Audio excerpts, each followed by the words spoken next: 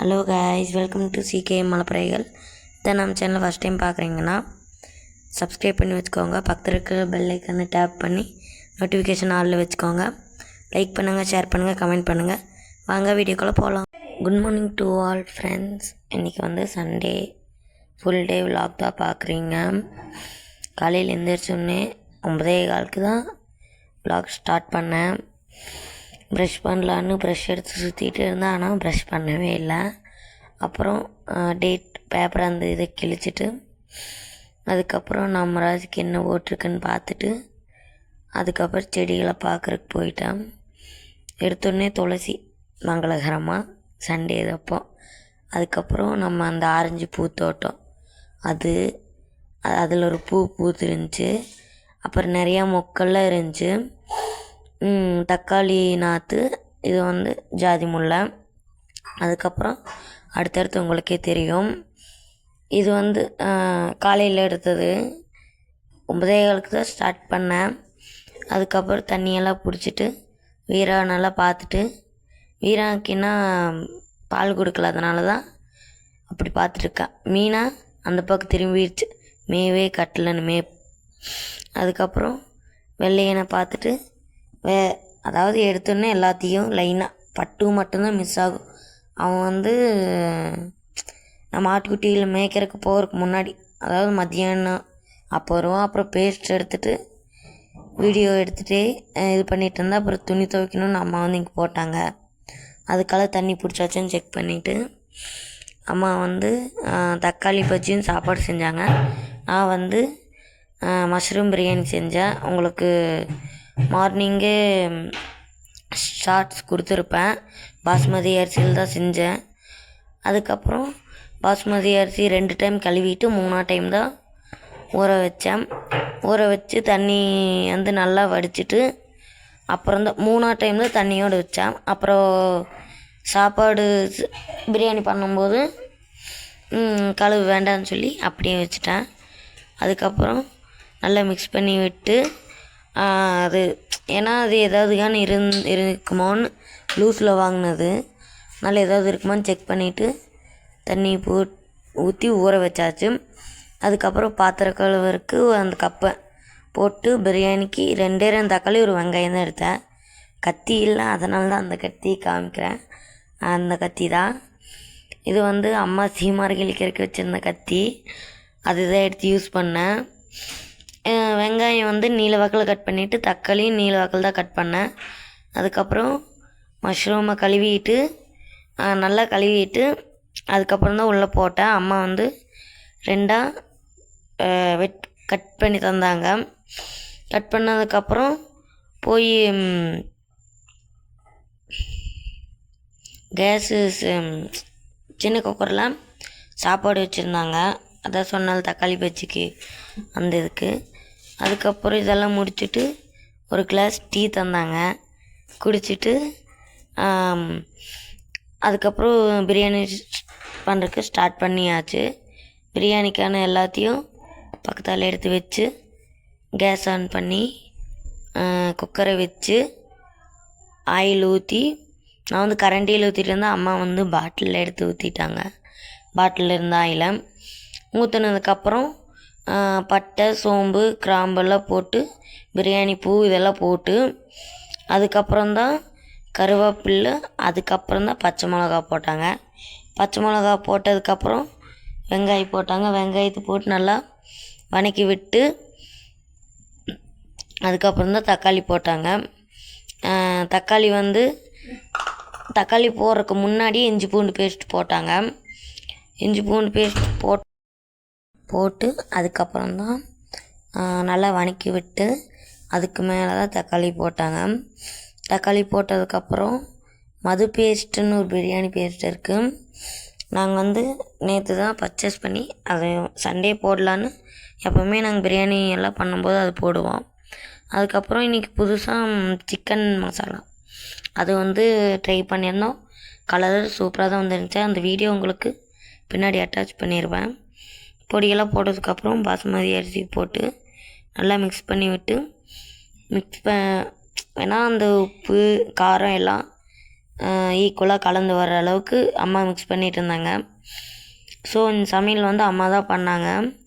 Taste wise எப்பயுமே அம்மா கையில் சாப்பிட்டாவே நல்லா தான் இருக்கும், அது உங்களுக்கே தெரியும்.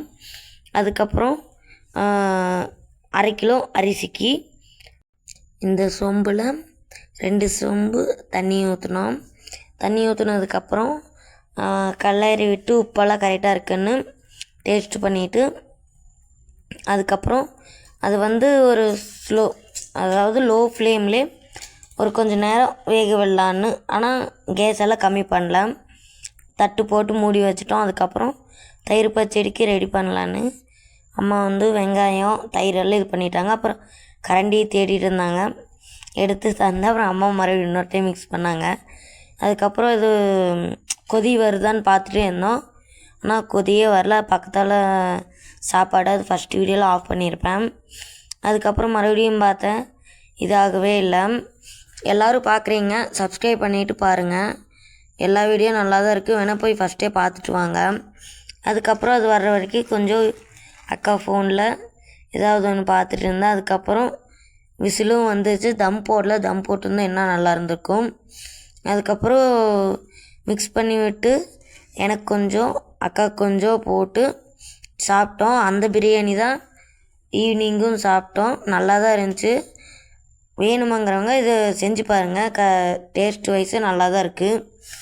அதுக்கப்புறம் போட்டு எனக்கு கொஞ்சம் அக்காவுக்கு கொஞ்சம், அதாவது 1/2 கிலோ அரிசி வாங்கினாலே 4 பேர் சாப்பிட்லாம், 3 பேர் கரெக்டாக இருக்கும். ஈவினிங் வரைக்கும் எங்களுக்கு சாப்பாடு வந்துருச்சு. டேஸ்ட் வைஸ்லேயே குறை சொல்ல முடியாது, அந்த பேஸ்ட்டு அதெல்லாம் போட்டு பிரியாணி இலை அதெல்லாம் போட்டதுனால கொஞ்சம் டேஸ்ட் கொஞ்சம் அதிகமாகவே தந்துச்சு. அதுக்கப்புறம் கலர் வந்து இப்படி எப்பயுமே சீரக சம்பா பாஸ்மதி இதிலெல்லாம் பண்ணாலே கலர் இப்படி தான் தரும். நம்ம சாதா அரிசி அதில் எல்லாம் பண்ணால் கலரே தராது. அப்புறம் சாப்பிட கொஞ்சம் வீடியோ எடுத்தேன்.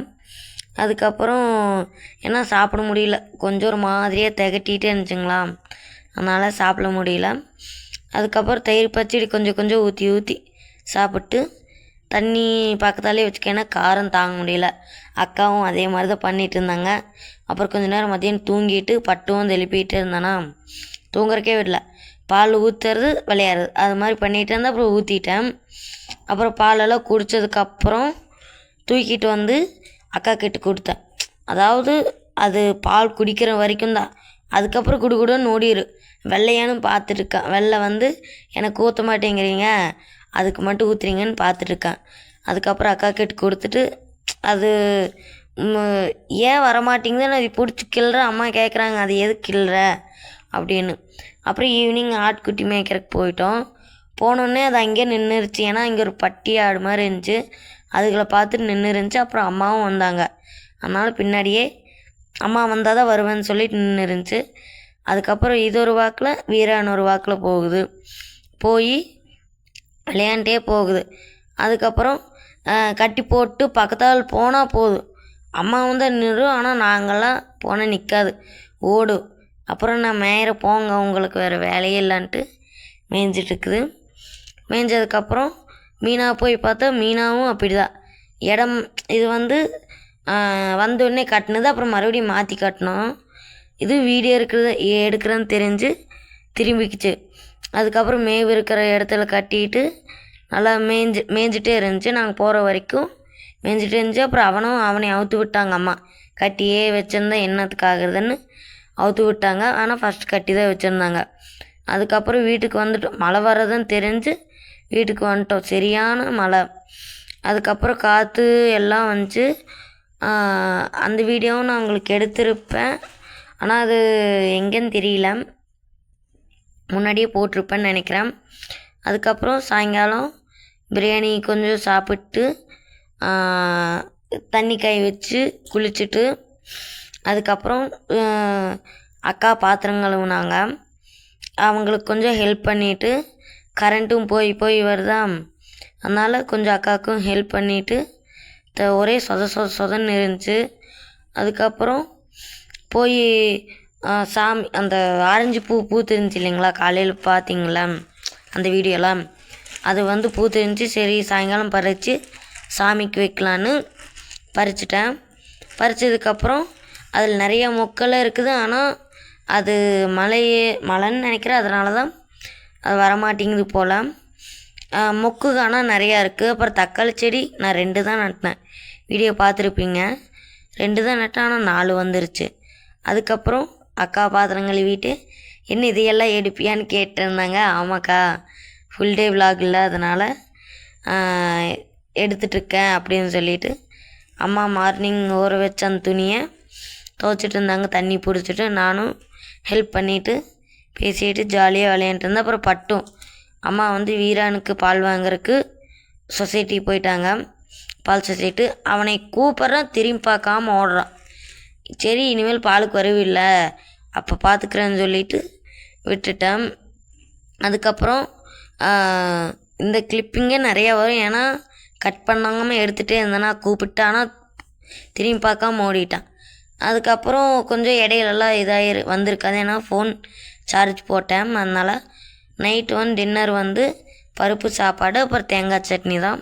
இந்த விலாக் பிடிச்சிருந்துச்சுன்னா லைக் பண்ணுங்கள், ஷேர் பண்ணுங்கள், கமெண்ட் பண்ணுங்கள், சப்ஸ்கிரைப் பண்ணி வச்சுக்கோங்க.